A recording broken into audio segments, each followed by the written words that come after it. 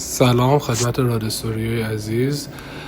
با آموزش برگردوندن آیفون در خدمتتون هستیم. برای این کار اول 14 15 16 که آنتنش رفته رو ریست نتورک میکنیم که مرحلهش سیتینگ، جنرال، ترانسفر و ریست آیفون، ریست و ریست نتورک رو میزنیم.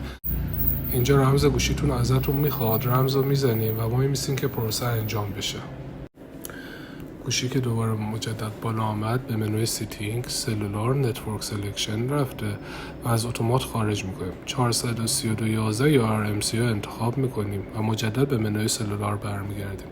حالا از تو منوی سلولار دیتا آپشن، وایس آیدنتیتی گوشی رو حالت 2G قرار میدیم.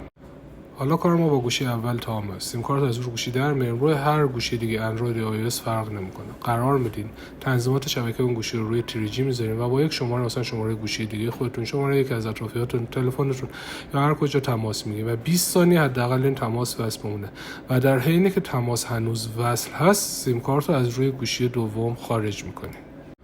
حالا سیم کارت رو مجددا به گوشی که آنتن نداره برمیگردونیم و میبینیم که آنتن برگشته. تبریک میگم.